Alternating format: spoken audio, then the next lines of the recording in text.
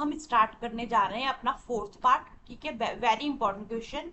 और जो भी हमारी स्टेटमेंट सम है उसमें मैं हमेशा बोल रही हूँ कि हमें सम को तोड़ तोड़ के पढ़ना है एक तो, और दूसरा हमें ये देखना है कि हमने फाइंड क्या करना है। ठीक है, तो अभी इस समय थोड़ा सा आपको डिफिकल्ट लग सकता है, पर डिफिकल्ट है नहीं अगर आपने इसकी जड़ पकड़ ली। अगर आपको पता लग गया कि हमने इसमें क्या पूछना है और हमें कैसे फाइंड करना है, तो उसके बाद आपको इस सम में कोई दिक्कत नहीं आएगी। तो अब हम सम स्टार्ट करते हैं। अ train travel a distance of 480 kilometre at a uniform speed. ठीक है, तो हिंदी बताते हुए चलती हूँ मैं। एक ट्रेन है, ठीक है, सपोज करो ये ट्रेन है, ये ट्रेवल कर रही है, ये ट्रेवल कर रही है कितना कितना डिस्टेंस, 480 किलोमीटर, 480 किलोमीटर। ठीक है, अब 480 किलोमीटर कर रही है ट्रेन है, तो उसमें किस किस स्पीड पे कर रही है, किस स्पीड पे कर रही है, तो स्पीड क्या होगी, स्पीड जो है यूनिफॉर्म स्पीड है, यूनिफॉर्म स्पीड है। ठीक है, स्पीड क्या होगी, यूनिफॉर्म स्पीड है। अब इससे आपको क्या समझ आ रहा है, ये क्या है, ये डिस्टेंस है, ठीक है, और ये क्या है, स्पीड है। ठीक है, तो इसका क्या मतलब है, डिस्टेंस बाय स्पीड अगर मैंने लिखा है तो इसका एक मतलब ये है कि आपको यहाँ पे टाइम का फॉर्मूला लगाना है। तो एक में ये बात होगी। ठीक है, दूसरा आपको ये चीज ध्यान रखनी है कि जब भी आपसे स्पीड पूछी जाएगी, जब भी आपसे स्पीड पूछी जाएगी तो आपने हमेशा टाइम का फॉर्मूला लगा लेना है। तो आपने हमेशा टाइम का फॉर्मूला लगाना है। ठीक है, टाइम का फॉर्मूला आपने यूज करना है। टाइम का फॉर्मूला क्या होता है, टाइम का फॉर्मूला क्या होता है, T equal to D by S. ठीक है, एक रीजन ये भी है इसको ऐसे लिखने का। ठीक है, अभी जैसे से हम क्वेश्चन पढ़ेंगे आपको समझ आएगा मैं ये क्यों बोल रही हूँ। ठीक है, ये आ गया। If the speed had been 8 kilometre less. अब वो कह रहे हैं अगर स्पीड 8 किलोमीटर लेस हो जाती है, तो स्पीड हमने तो कुछ ली नहीं है, ठीक है, पर फिर भी 8 किलोमीटर लेस हो जाती है, 8 किलोमीटर लेस माइनस लिख दिया मैंने। ठीक है, यूनिफॉर्म स्पीड से, जो यूनिफॉर्म स्पीड है उससे 8 किलोमीटर लेस हो जाती है। ठीक है, यूनिफॉर्म स्पीड से 8 किलोमीटर अगर लेस हो जाती है, यूनिफॉर्म स्पीड से 8 किलोमीटर लेस हो जाती है, पर डिस्टेंस क्या होगा, सेम ही डिस्टेंस पे, क्योंकि डिस्टेंस का दोबारा जिक्र नहीं हुआ, वही डिस्टेंस पे 480 किलोमीटर के डिस्टेंस पे यूनिफॉर्म स्पीड 8 किलोमीटर लेस हो जाती है। ठीक है, 8 किलोमीटर लेस हो जाती है, तो टाइम क्या लेगा वो, अब टाइम क्या आएगा हमारा, टाइम आ जाएगा, यहाँ पे लिखते हैं हम, टाइम होगा हमारा 3 आवर मोर, 3 आवर मोर। ठीक है, यही बोल रहे हैं क्वेश्चन में। ठीक है, 3 hour more to cover the same distance. इसी डिस्टेंस को मतलब 480 किलोमीटर के डिस्टेंस को तय करने में अब 3 घंटे ज्यादा लगेंगे, 3 आवर मोर। ठीक है, मोर, आई बात समझ में। इसके बाद वो कह रहे हैं we need to find the speed of the train. तो वो कह रहे हैं हमें स्पीड फाइंड करनी है ट्रेन की। तो मैं जैसे बता चुकी हूँ, जब हमें स्पीड फाइंड करनी होती है, जब हमें स्पीड फाइंड करनी होती है तो हमने लगा देना है टाइम का फॉर्मूला।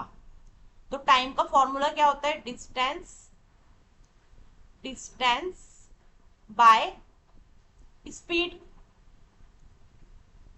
ठीक है, यहाँ पे मैं आपको एक रीजन और बता देती हूँ, यहाँ पे टाइम का फॉर्मूला इसलिए लगाए क्योंकि एक तो पूरे क्वेश्चन में आप देखेंगे कि टाइम को कहा है कि 3 आवर मोर, इसका मतलब पहले कुछ और टाइम लगा होगा। ठीक है, जब 480 बाई यूनिफॉर्म स्पीड रहा है, 480 किलोमीटर पे यूनिफॉर्म स्पीड रहा है, तो इसका मतलब है कि टाइम कुछ और लगा होगा। ठीक है, तो यहाँ पे बेसिक है कि हमें टाइम और डिस्टेंस का रिलेशन क्रिएट करना है। ठीक है, इतना डीपली आपको जाने की जरूरत नहीं है, आपने सिर्फ ये देखना है। अगर आपसे स्पीड पूछी गई है, ये मैंने रीजन जो दिया था वो मैंने अपनी वजह से दिया था कि आपका एक कॉन्सेप्ट और क्लियर हो जाए। अगर आप, सीधी सी बात है, आपको क्वेश्चन में स्पीड पूछी गई है तो आपने बेझिझक टाइम का फॉर्मूला लगा देना है, पहली बात ये होगी। दूसरी बात ये है कि आपको स्टेटमेंट सम में क्वेश्चन मार्क वाले सम में आपको 2 कंडीशंस दी होंगी, 2 कंडीशंस। ठीक है, उन दोनों कंडीशंस को आपने क्या करना है, इस फॉर्म में लिख लेना है जैसे मैंने लिखा है। ठीक है, ये मैंने आपको रफ बताया है। ताकि जब आप सम करो आपको कोई चीज का डाउट ना रहे। ठीक है, यहाँ पर बच्चों को क्या होता है कि जैसे पहले सम में कहा है कि 480 किलोमीटर और दूसरे सम में सीधा टाइम बता दिया, तो यहाँ पे बच्चे यूनिफॉर्म स्पीड को भी कई बार मिस कर जाते हैं। ठीक है, कई बच्चे इंटेलिजेंट होते हैं वो तो कर लेते हैं, बट जो थोड़ा सा बच्चों को दिक्कत आती है कई बच्चों को मैथ्स में, तो वो यूनिफॉर्म स्पीड को स्किप कर देते हैं। उनको नहीं समझ आता कि भाई हमने यूनिफॉर्म स्पीड मतलब पहले वाले में टाइम क्या था, तो वो यूनिफॉर्म स्पीड थी। ठीक है, दूसरे वाले में उन्होंने बता दिया। और दूसरे वाले में अगर आप दूसरे वाले में नोटिस करेंगे तो पहले वाले में उन्होंने तो 480 किलोमीटर डिस्टेंस दिया हुआ है, दूसरे वाले में उन्होंने डायरेक्ट टाइम दिया है, डिस्टेंस की बात नहीं की। इसका मतलब इसी डिस्टेंस पे 480 के डिस्टेंस पे ही सारा काम हो रहा है। ठीक है, ये बात समझ आ गई।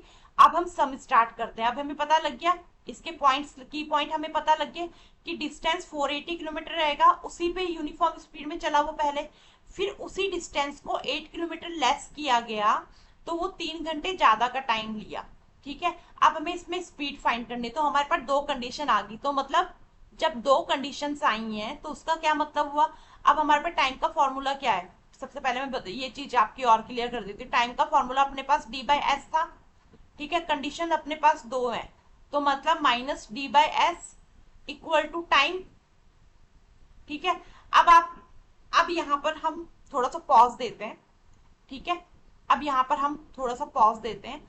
यहाँ से अब हम क्या करेंगे, सम अपना स्टार्ट करते हैं। तो सबसे पहले हमने लेट क्या करना है, लेट पूछी क्या गई थी, स्पीड पूछी गई थी, तो लेट यूनिफॉर्म स्पीड, क्योंकि जो नॉर्मल स्पीड है अगर आप देखेंगे क्वेश्चन में, तो उन्होंने बोला 8 किलोमीटर लेस स्पीड बोली है, पर यूनिफॉर्म स्पीड की कहीं भी जिक्र नहीं हुआ। तो उन्होंने कहा फाइंड द स्पीड, कि एक्चुअल स्पीड क्या है। तो मतलब जो यूनिफॉर्म स्पीड है उसको हम क्या करेंगे, let uniform speed. Uniform speed क्या है, x kilometre per hour, first ये हो गया। उसके बाद डिस्टेंस कवर्ड 480 किलोमीटर, यह आएगा 480/x किलोमीटर पर आवर। ठीक है, ठीक है, क्यों, क्योंकि d/s है। अब हमें पता है कि हमें सम जो है d/s की फॉर्म में निकालना है, तो इसी से करेंगे ना, इसी तरीके से करेंगे। डिस्टेंस ऊपर आएगा, स्पीड नीचे आएगी। इसके बाद क्या बोला उन्होंने क्वेश्चन में, speed had been 8 kilometre less. अब हम लिखेंगे speed had been 8 kilometre less, तो मतलब 480 किलोमीटर, और स्पीड है तो स्पीड लेस है 8 किलोमीटर, तो यूनिफॉर्म स्पीड क्या थी, x से ही 8 किलोमीटर लेस है ना। ठीक है, तो x माइनस 8 किलोमीटर आर। ठीक है, ये हो गया। अब टाइम क्या है, टाइम दिया उन्होंने 3 आवर। ठीक है, अब हम इसका, ये हमारे पास हो गया सम पूरा, सम को हमने लिख लिया प्रॉपर तरीके से। ठीक है, सम को हमने प्रॉपर तरीके से लिख लिया। अब हम इसका सीक्वेंस बनाएंगे जो सम की डिमांड है।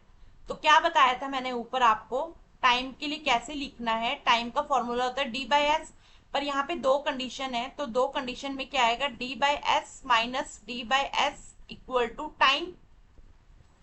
ठीक है, ठीक है। अब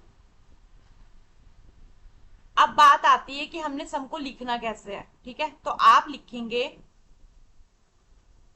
480/x minus 8 minus 480/x equal to 3। अब बच्चों के माइंड में यहाँ पे एक चीज आती है, जब वो सम करने लगते हैं तो उनके मन में आती है बात कि भाई हमने ये वाली चीज, जो ये वाला पोर्शन है, ये पहले क्यों नहीं लिखा और इसको बाद में क्यों नहीं लिखा, क्योंकि सम के अकॉर्डिंग तो स्टेटमेंट ये बन रहा है हमारा। ठीक है, क्योंकि सम के अकॉर्डिंग स्टेटमेंट तो ये बन रहा है कि पहले 480/x है और दोबारा 480/x माइनस 8 है इक्वल टू 3 है। तो यहाँ पर क्या रीजन है, आपको याद होगा जब मैं एज वाला सम करवा रही थी आपको, तो उसमें क्या होता था, छोटे के साथ हमेशा जो इंक्रीमेंट था छोटे के साथ लगता था। तो इस सम की भी यही कंडीशन है, क्योंकि 8 x-8 है, ठीक है, इसमें x-8 तो फिर भी इक्वेशन बड़ा दिखा रहा है। तो यहाँ पर हमने जो टाइम है इसके साथ बताना है कि टाइम इसके साथ ज्यादा लग रहा है। तो इसी करके हमने क्या किया, D by S minus D by S equal to 3 कर दिया, ठीक है। अगर नहीं भी समझ आता है आपको, ये वाला पॉइंट भी अगर क्लियर नहीं हो पा रहा है जो मैं बोल रही हूँ, तो उसमें आपने सीधा क्या करना है, जो बड़ी अमाउंट है उसको आगे लिख लेना है, ठीक है। ऐसे समूह में आपने बड़ी अमाउंट आगे लिख लेना है। माइनस हमें पता है, हमें स्पीड निकालनी है, ठीक है। तो दो स्पीड के बीच में कंपैरिजन हो गया, तो वो रीजन रहा माइनस का, ठीक है। 480 बस छोटे वाला हमने पीछे लिखना है, इक्वल टू हमने टाइम लिख देना। अब हम क्या करेंगे, इसका क्रॉस मल्टीप्लाई से और बाय एलसीएम हम इसको सॉल्व करेंगे, ठीक है। x-8 इक्वल टू 3, ठीक है। और अब यहाँ पे हम क्रॉस मल्टीप्लाई कर देंगे, ठीक है।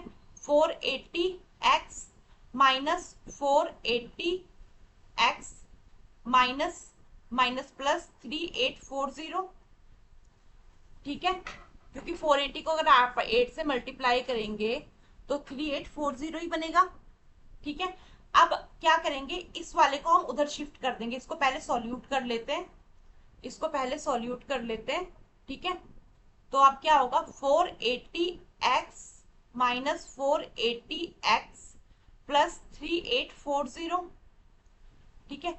अब ये क्या हुआ यहाँ पे, ये आएगा x square minus 8x equal to 3, ठीक है।